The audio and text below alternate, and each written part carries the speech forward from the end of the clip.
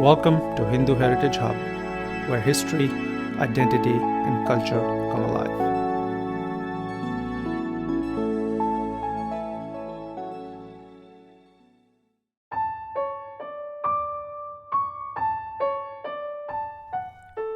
आपने अक्सर लोगों को धर्म के विषय में चर्चा करते सुना होगा। ऐसा भी सुना होगा कि सभी धर्म एक हैं या फिर सभी धर्म एक ही बात करते हैं। ऐसी चर्चाओं में आप अगर थोड़ा भी विवेचन करें तो आपको एहसास होगा कि अधिकतर लोगों को धर्म की साफ और सरल समझ नहीं है, और कहीं वे अंग्रेज़ी भाषी हैं तो फिर तो वह धर्म और रिलीजन शब्दों का प्रयोग अदल बदल कर रहे होंगे। तो आइए आज थोड़ी दृष्टि धर्म पर डालें। धर्म की अवधारणा रिलीजन और मजहब से परे जाती है।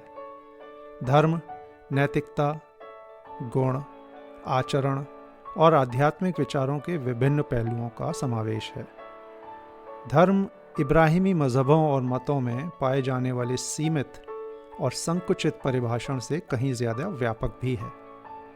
इब्राहिमी से मेरा तात्पर्य है ईसाई, यहूदी और इस्लामी। धर्म इन इब्राहिमी किताबों, संगठनों और उनके संस्थापकों की रचना से कहीं बड़ा है।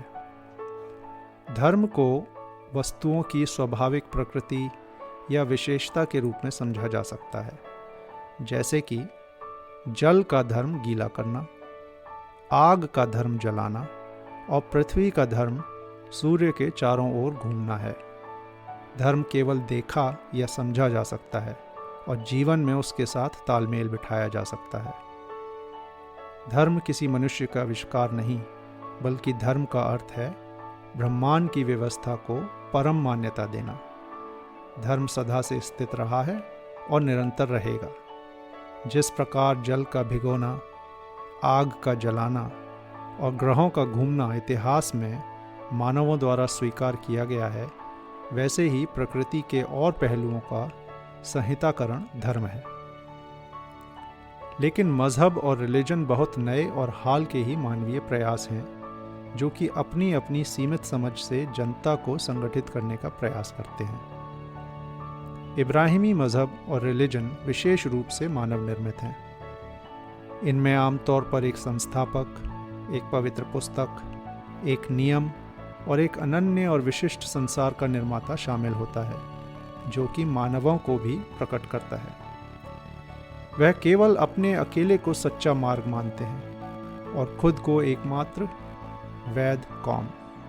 उनकी धारणा स्वयं सिद्ध सत्यों पर आधारित नहीं है। यह एक संरचित प्रणाली है जो कि केवल उनके विशेष समूह के लिए है और उनके अपने निर्मित विशेष विश्वासों पर आधारित है। इसलिए इब्राहिमी मजहबों को धर्म से अलग समझना आवश्यक है, क्योंकि वह धर्म के व्यापक स्तर की तुलना में संकीर्ण और अधूरे हैं।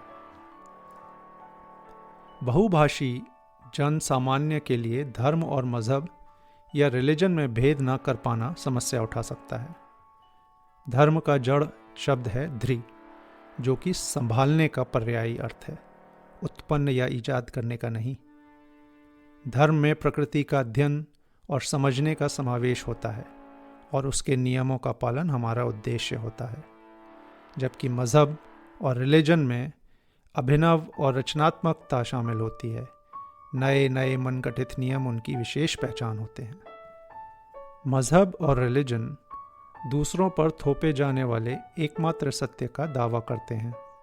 इसके परिणाम स्वरूप अन्य लोगों के लिए या फिर संदेहवादियों या गैर अनुयायियों के लिए केवल दो रास्ते होते हैं, या तो परिवर्तन या फिर मौत। इसके विपरीत धर्म सार्वभौमिक सत्य को स्वीकारते हुए दूसरों को इसे मानने के लिए बाध्य नहीं करता है। धार्मिक सोच तो प्रश्न चिंतन और खोज को प्रोत्साहित करती है। धर्म और मजहब एक जैसे दिखते भले ही हों, परंतु उनमें कई बड़े अंतर हैं। उदाहरण के लिए, एक नास्तिक ईश्वर के विचार को अस्वीकार कर सकता है, लेकिन धर्म उसको मान्य होता है और धार्मिक संघ में उसके लिए भी स्थान है। लेकिन उसी नास्तिक को मजहब स्वीकृति नहीं देता। तो जब कोई अपने धर्म की उपेक्षा करता है तो क्या होता है? मजहबी संदर्भ में इसका परिणाम सामान्यतः शारीरिक क्षति के रूप में होता है, जैसे कि इब्राहिमी मजहबों में बताया जाता है। परंतु धर्म में किसी प्रकार के और कैसे भी अमानवीय उत्पीड़न की आवश्यकता नहीं है। मसला बहुत सीधा है। उदाहरण के लिए, अगर आप आग को उसकी सही पहचान नहीं देंगे तो वह आपको जला देगी। ब्रह्मांड की अंतर योजना सुनिश्चित करती है कि धर्म के एक पहलू से छेड़छाड़ के परिणाम स्वरूप आपको उसका फल मिले। इसमें किसी मानवीय हस्तक्षेप की आवश्यकता नहीं है, और यही कारण है कि धार्मिक संघों में शांत और शील आचरण प्रबल है। तो याद रखें, धर्म मजहब और रिलीजन से अलग है। धर्म बहुत विशाल है। धर्म सभी के लिए समावेशी है, और धर्म में कोई भेदभाव नहीं है। धर्म किसी भी एक व्यक्ति से बड़ा है और उसकी क्षमता से बाहर है। धर्म का केवल पालन किया जा सकता है, उसे बनाया नहीं जा सकता, क्योंकि धर्म स्वयं ब्रह्मांड का नियम है।